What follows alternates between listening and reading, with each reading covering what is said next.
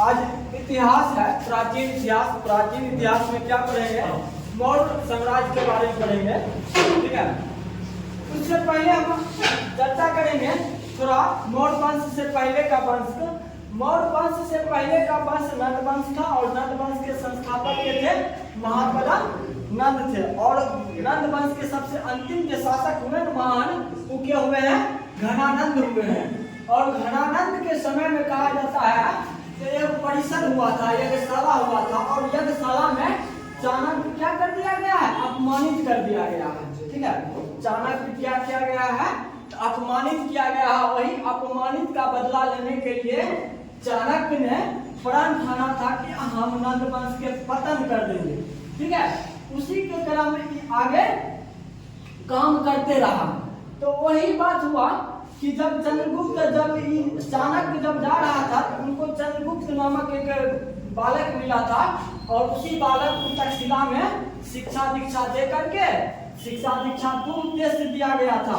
एक पश्चिमोत्तर भारत से यूनानियों को मुक्ति के लिए, और दूसरा नंद वंश का समापन के लिए शिक्षा दीक्षा तक्षशिला में दिया गया था चंद्रगुप्त मौर्य को। और वही काम करने में जो है चंद्रगुप्त मौर्य सफल रहा। और कहा जाता है चंद्रगुप्त मौर्य मगध पर क्या करता है कि नंद वंश को समाप्त करके किस वंश की स्थापना कर देता है? मौर्य वंश की स्थापना कर देता है। ये तो थोड़ा बेसिक हुआ है।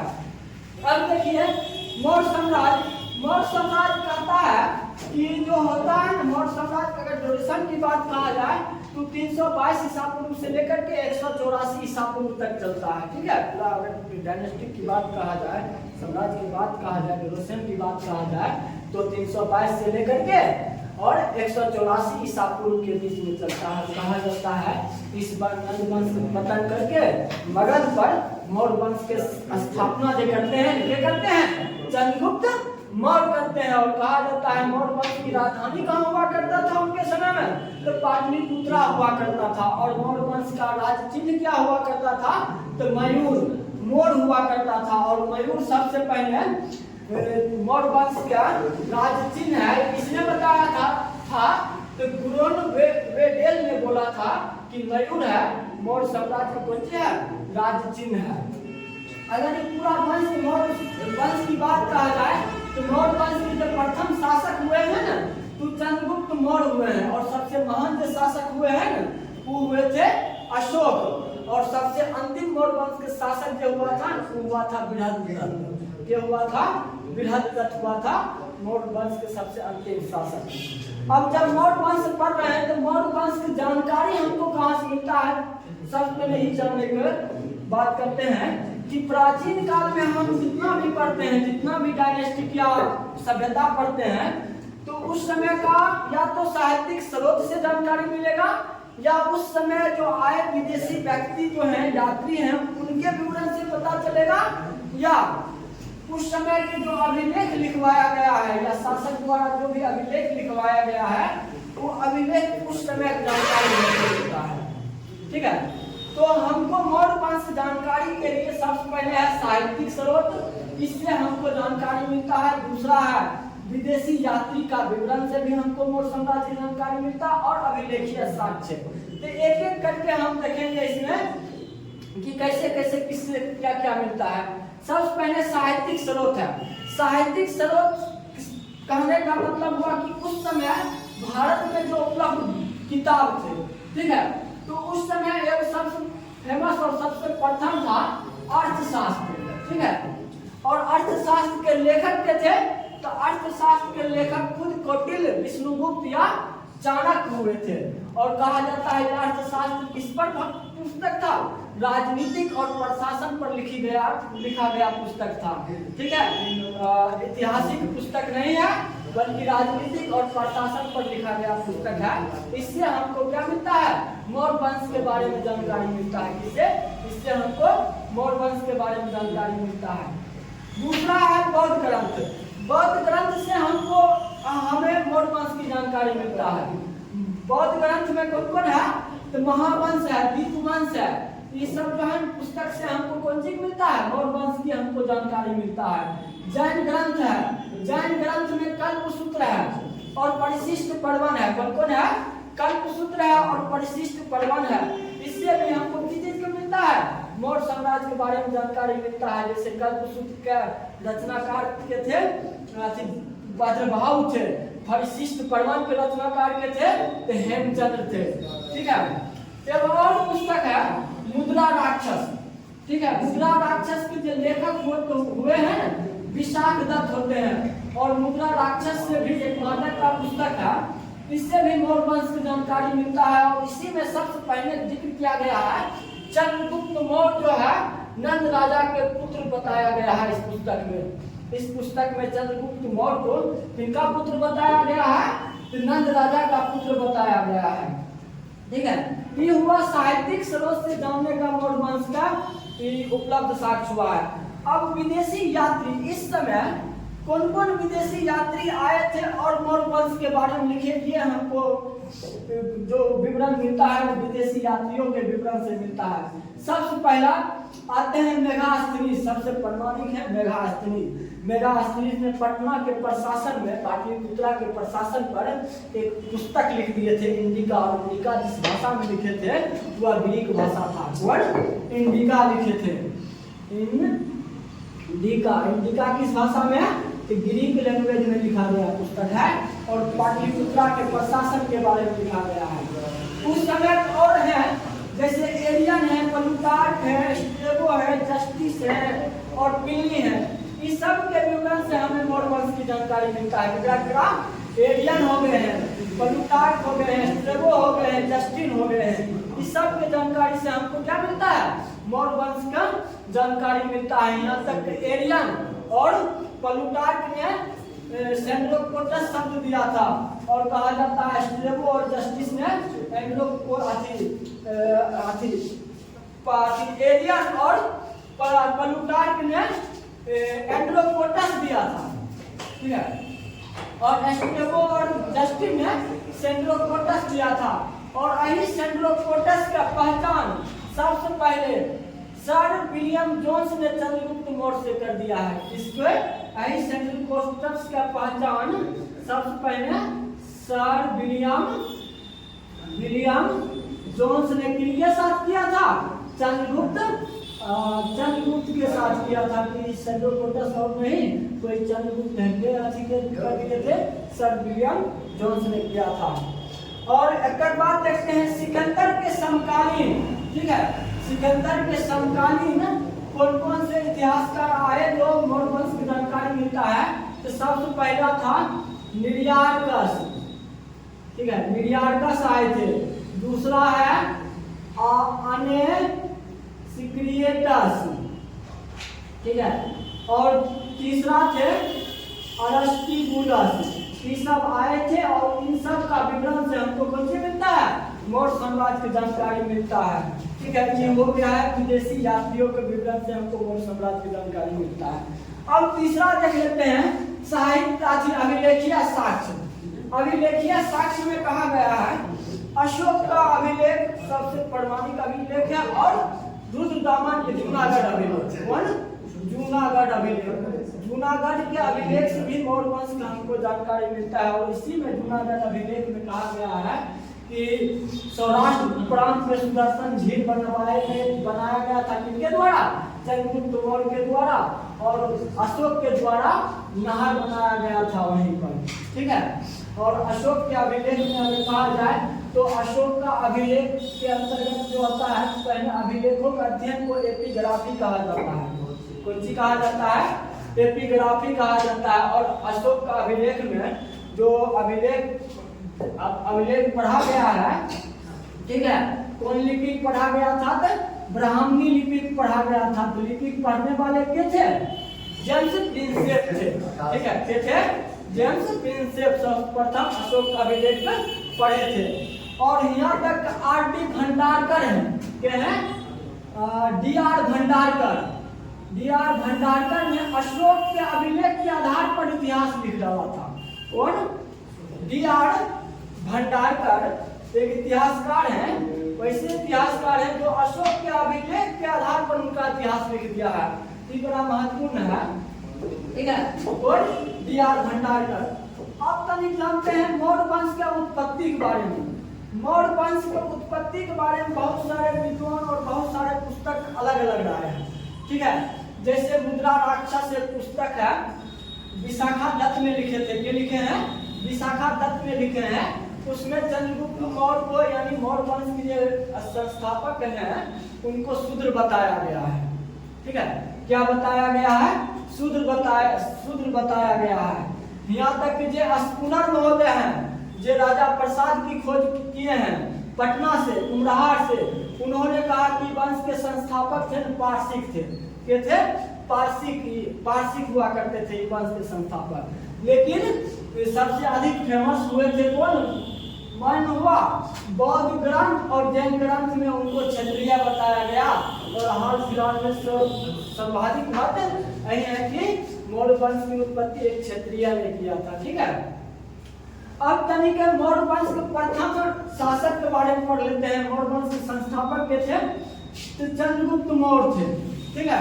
चंद्रगुप्त मौर्य क्या करते हैं? नंद वंश को खत्म करके मौर्य वंश की मगध में स्थापना करते हैं और अपना राज्याभिषेक विधिवत 321 ईसा पूर्व में करते हैं, क्योंकि 322 ईसा पूर्व में ये घनानंद को हराते हैं, ठीक है। और हराने का रीजन है तो चंद्रगुप्त मौर्य का प्रारंभिक जीवन के बारे में कहीं चर्चा करते हैं कि आखिर कहाँ से व्यक्ति आया है चंद्रगुप्त मौर्य। तो सबसे पहले ही समझिए चंद्रगुप्त मौर्य का अगर प्रारंभिक बात कहा जाए तो इनकी माता का नाम गुरा था। कहा जाता है एक स्थानीय युद्ध में इनका पिता का देहांत हो जाता है और इनकी जो माता होती है उस समय गर्भवती होती है। तो गर्भवती रहती है अपना रक्षा करने के लिए कि अपना भाई के पास पुष्पपुर चल जाती है। कहाँ? पुष्पपुर का प्राचीन आधुनिक नाम पटना है। पुष्पपुर चली जाती है और पुष्पपुर जाकर के उस बच्चा को मतलब उस शिशु को जन्म देती है और जन्म देने के बाद उसका जो भाई होता है वो भाई ओखली बालक को लेकर के फेंक देता है, ठीक है, उस बालक को। और उस बालक को कहा जाता है चंद्र नामक व्यक्ति उसको पाता है, उसको लालन पालन करता है और उसी ने चंद्रगुप्त नाम रख दिया था। जैसे जैसे वो बालक क्या हुआ बड़ा होते गया, जैसे जैसे वो बालक बड़ा होते गया तो वो जो चंद्र नामक व्यक्ति थे उनका अवस्था बढ़ते गया और एक समय आया कि उनका देहांत हो गया और उस बालक को एक गौपालक ले लिए हैं गौपालक, गाय पालने वाले, ठीक है। जब वो बालक जो है चंद्रगुप्त गौपालक के पास गए तो वहीं पर जो है राजकीलम खेल रहे होते हैं मनोरंजन के लिए, ठीक है, मनोरंजन के लिए वो चंद्रगुप्त मौर्य एक खेल खेल रहा होता है। कौन? राजकीलम खेल रहा होता है और उसी दरमियान के चाणक्य गुजरते हैं। कहाँ से? अपमानित होकर के घनानंद के दरबार से।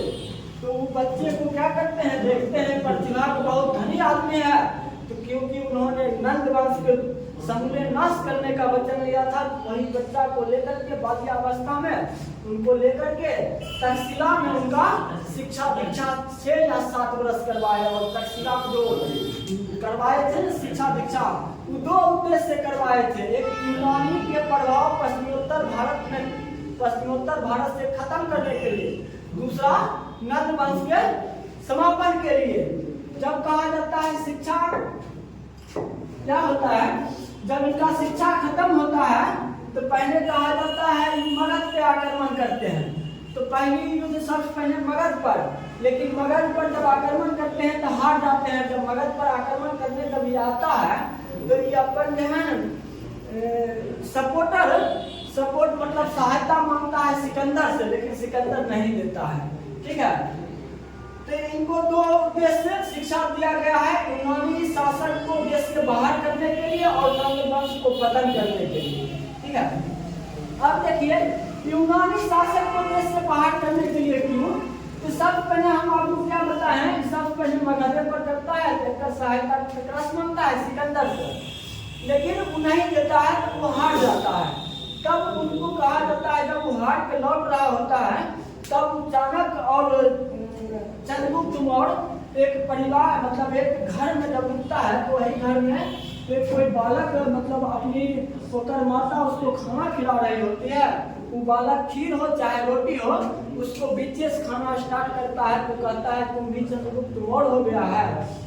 एक बीच में मतलब अच्छी करता है, जो कि बीच में सबसे ज्यादा ताकत वहीं रहता है। क्या होता है, खाना पहले किनारे से खाया जाता है। तो वो कर क्या हुआ, चंद्रगुप्त मौर्य को अचानक दिमाग खुल गया कि अगर जितना बीच के भाग को है किनारे से शुरू किया जाए तो ही कदम में सबसे पहले तब वो क्या करते हैं, यूनानी शासक को बाहर करते हैं। तो यूनानी शासक की तनिक स्थिति आप तनिक जानने का प्रयास करते हैं कि उस समय यूनानी शासक की क्या स्थिति रहा होगा। अब देखिए कि कैसे हुआ भारत, ठीक है, इधर क्या है, इस सिंध हो गया है, पंजाब हो गया है। जब आप जानते हैं कि भारत पर अगर विदेशी कोई आक्रमण करने आए हैं तो पहले आए थे ईरानी और तब आए थे यूनानी। जब यूनानी आए तो सिकंदर आए, तो सिकंदर जब यहाँ आए थे तो अपन जो भारत में क्षेत्र जीता है और जीतने के बाद जब लौट गए तो अपन जो छत्रप करके गए थे ना, छत्रप, उस समय उनका छत्रप हुआ करता था सिंध में फिलिप्स द्वितीय, ठीक है, फिलिप्स का नाम था। और पंजाब में हुआ करता था यूडेमस, ठीक है, ये सब यूनानी था। इसी को इसी को भारत से बाहर करना चंद्रगुप्त मौर्य का प्रथम उद्देश्य बना। और सबसे पहले क्या करते हैं, कहीं सब यूनानी को भारत से बाहर खदेड़ देते हैं। जब खदेड़ने के बाद जब यूनानी बाहर चल जाता है तो और क्षेत्र पर किसका, चंद्रगुप्त मौर्य का हो जाता है। विजय कैसे करता है, जीतता कैसे है, तो चंद्रगुप्त जब तक्षशिला से शिक्षा दीक्षा लेकर के निकलता है तब जो है वो अपन सैनिक का निर्माण करता है।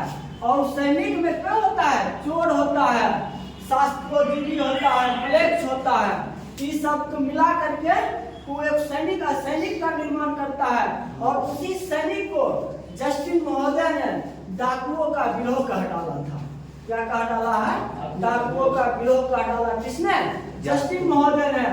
इसी से यूनानी को बाहर कर देता है। इसी के क्रम में चंद्रगुप्त मौर्य को कौन कहा जाता है, भारत का मुक्तिदाता भी कहा जाता है। चंद्रगुप्त मौर्य को कौन कहा जाता है, भारत का मुक्तिदाता कहा जाता है। और बाद जब ये मुक्तिदाता करवा दिए पश्चिमोत्तर भारत यूनानी से, तो बाद आते हैं मगध पर, ठीक है, और मगध पर आते हैं तो जब कहा जाता है, जब मगध पर जब आते हैं आक्रमण करने के लिए, दिल्ली में पटना में पाटलिपुत्र आते हैं तो उनका सहायता देने के लिए एक प्रवर्तक रहता है, ठीक है, राजा प्रवर्तक उनका सहायता देते हैं।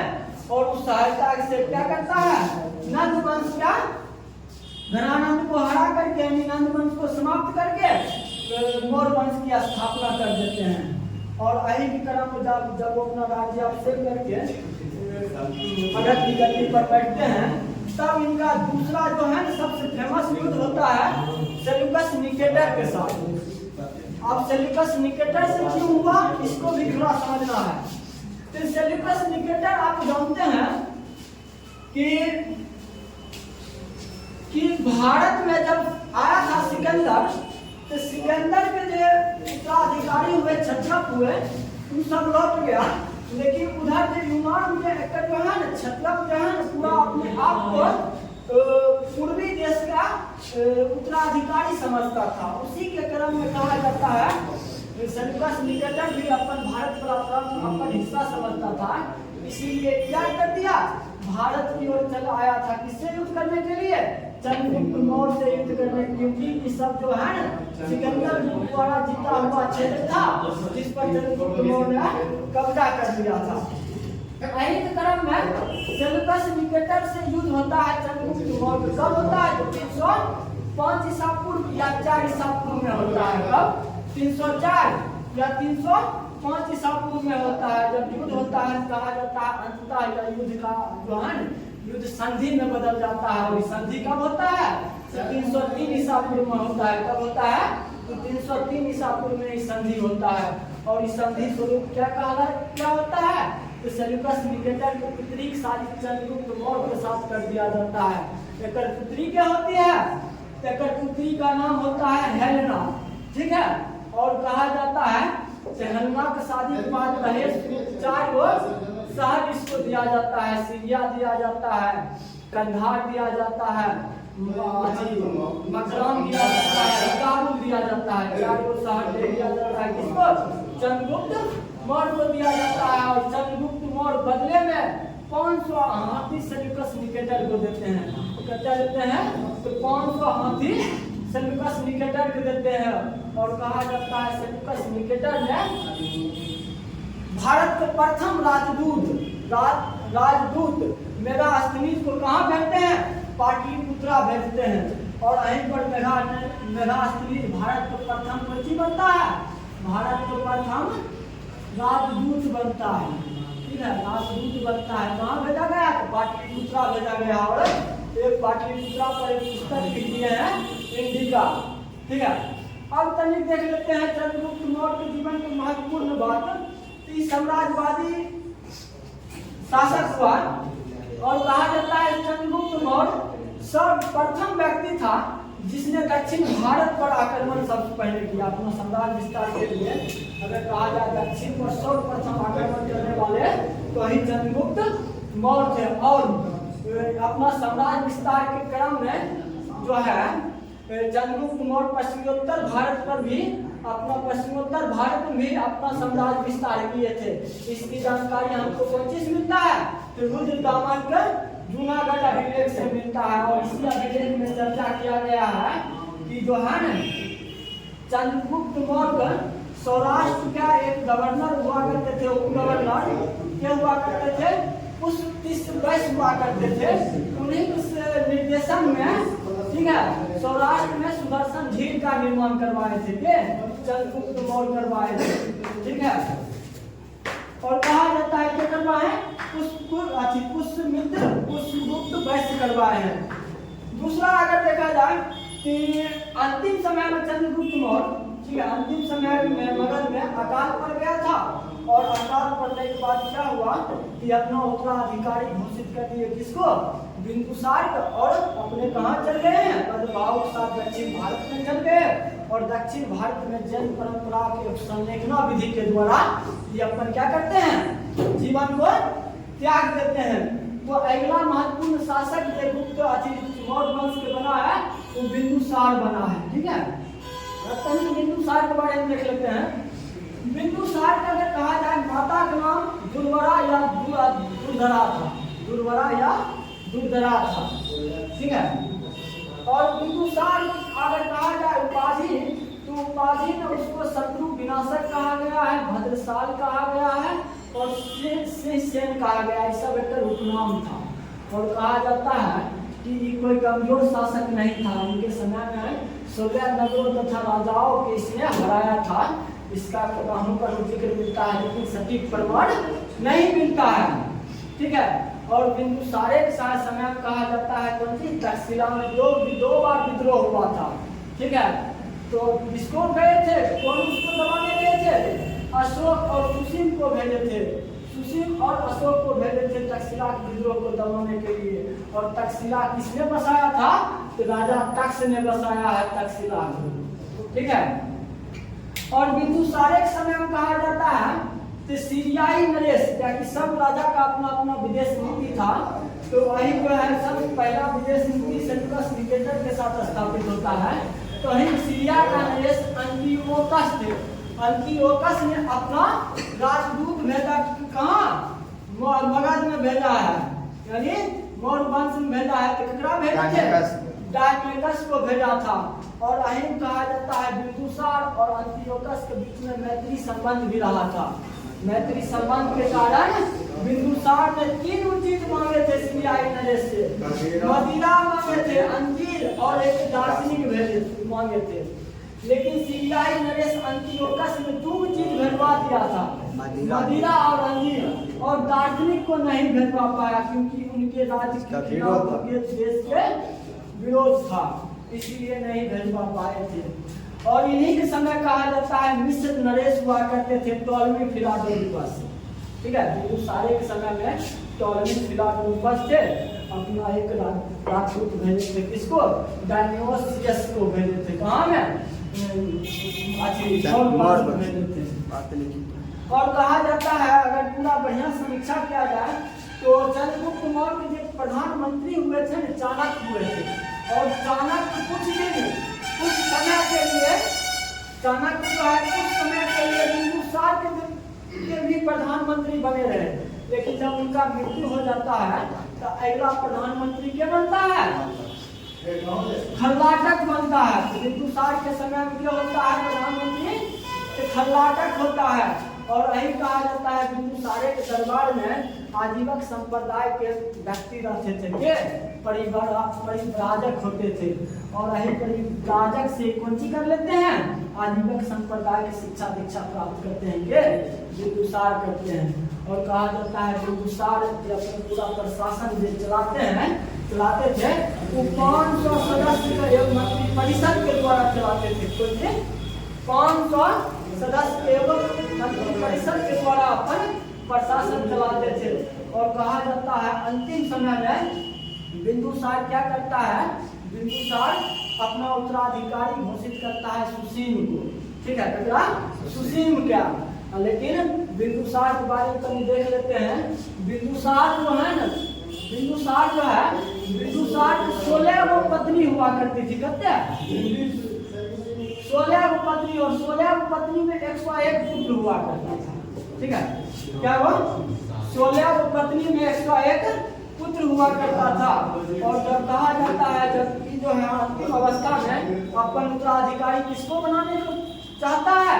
तो सुसीम को बनाना चाहता है, लेकिन सुसीम से ना प्रधानमंत्री खुश था और ना बिंदुसार का गुरु खुश था, क्योंकि खल्लाटक और परिव्राजक का पक्ष अशोक में था कि अगला उत्तराधिकारी अशोक को बनाया जाए।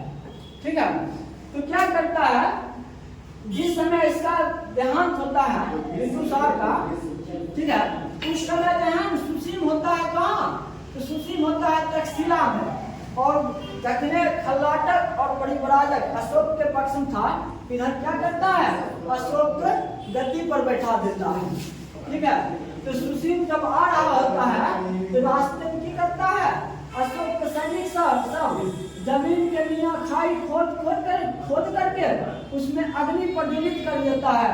और कहा जाता है उसी खाई में जिनका सुसीम की हत्या हो जाता है। और हत्या के बाद क्या होता है? पूरा मगध क्या होता है? विद्रोह खड़ा हो जाता है मगध में। और यही विद्रोह को दबाते दबाते अशोक को कैसा लग गया? 4 साल लग गया। तक बाद अपना विधिवत राज्याभिषेक 4 साल बाद अशोक कराता है। ठीक है, अशोक कराता है 4 साल बाद। कब? तो कराता है 269 ईसा पूर्व में कराता है। तनिक आप अशोक के देख लेते हैं। अशोक जो है ना अपना गद्दी पर 273 ईसा पूर्व में बैठता है, लेकिन राज्याभिषेक 269 ईसा पूर्व में करता है, 4 साल बाद करता है। कारण आपको बता दिए हैं। और 37 वर्ष तक की शासन करता है। अभिलेख में अगर देखा जाए अशोक का नाम देवानाम प्रियदर्शी, और कहा जाता है पुराणों में अशोक का नाम अशोकावर्धन मिलता है। ठीक है, अशोक की माता का नाम कहा जाए तो सुभद्रांगी मिलता है।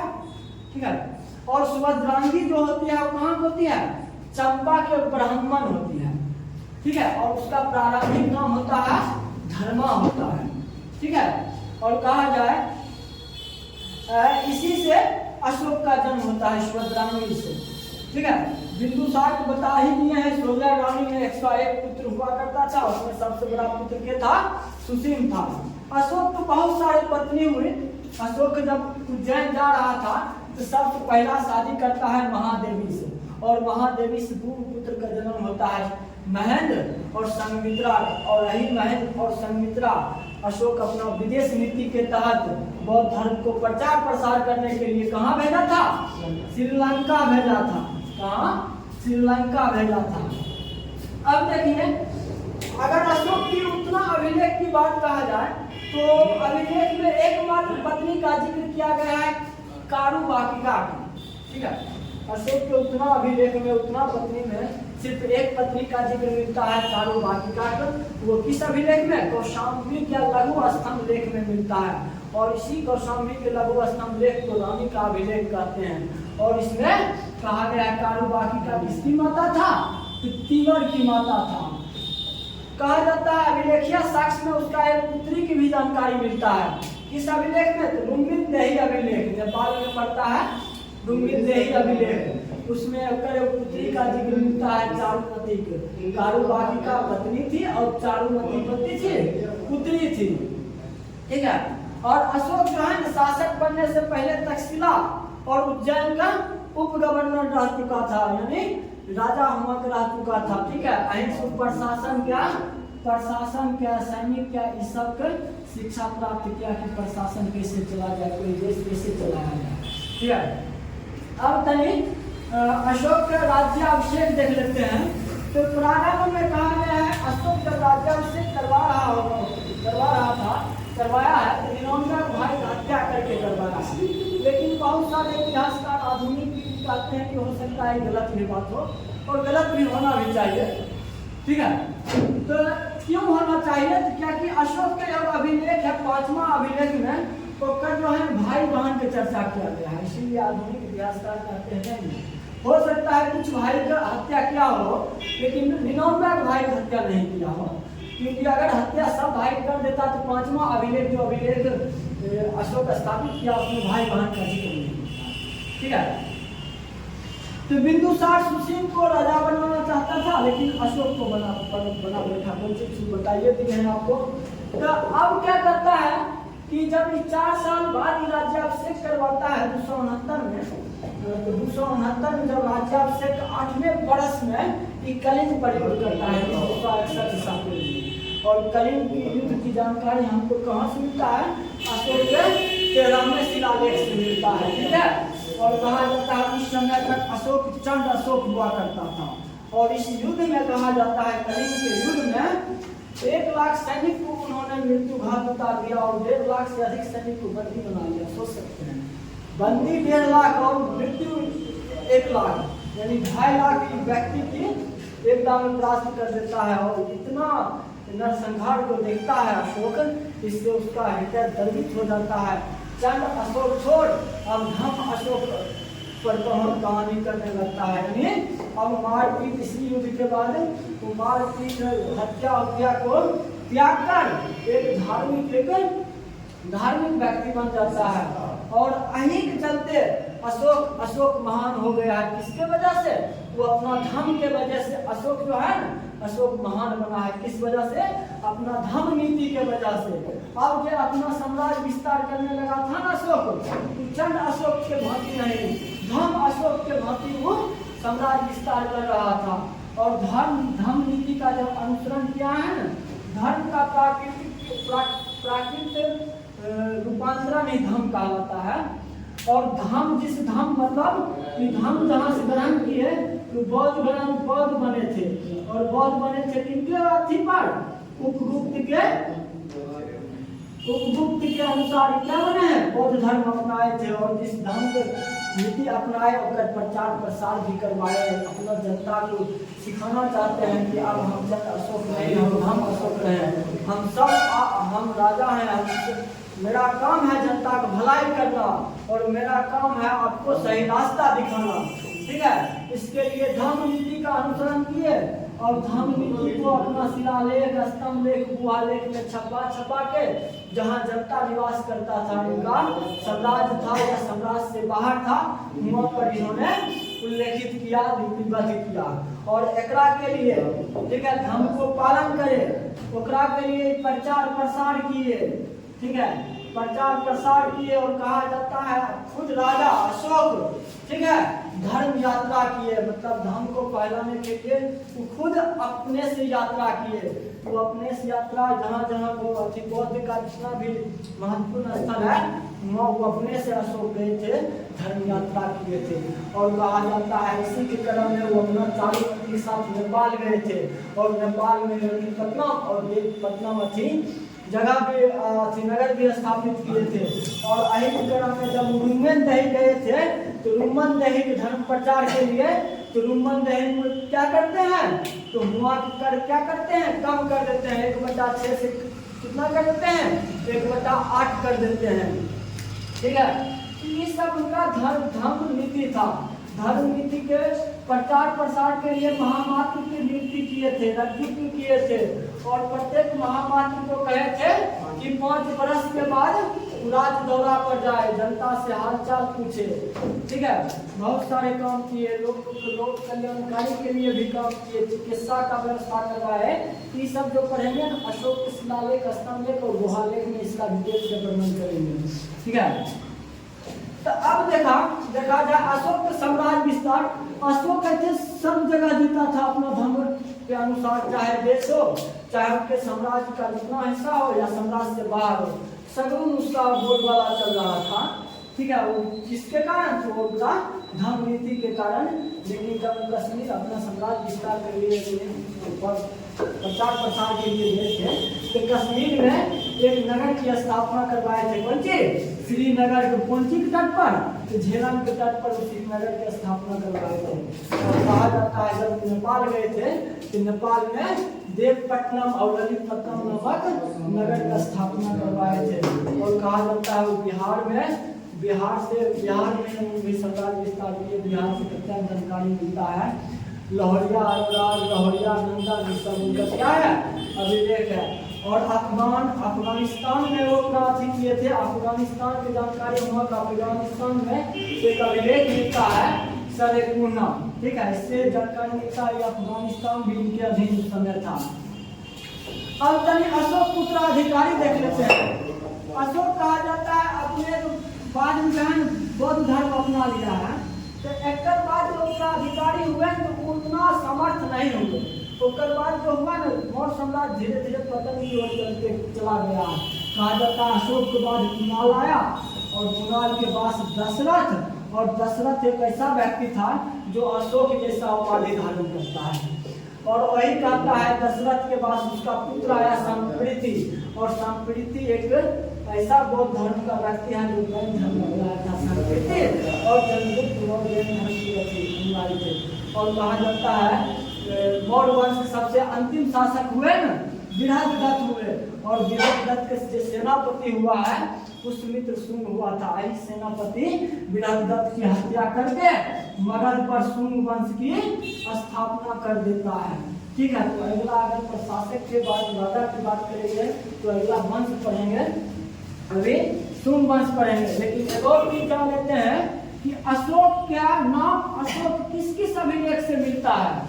तो सबसे पहला मास्की अभिलेख है। ठीक है, गुर्जरा अभिलेख है, नेत्तूर अभिलेख है, उदय गोलन है। कौन कौन है? तो सबसे पहले मास्की में अशोक का नाम अशोक मिलता है। कौन? मास्की, गुर्जरा, नेत्तूर, उदय गोलन। ठीक है, तो इससे हुआ कि एक राजा के भांति जो भी काम किया समाप्त हो गया है। अब जो पढ़ेंगे प्रशासन के बारे में पढ़ेंगे, शिलालेख के बारे में पढ़ेंगे।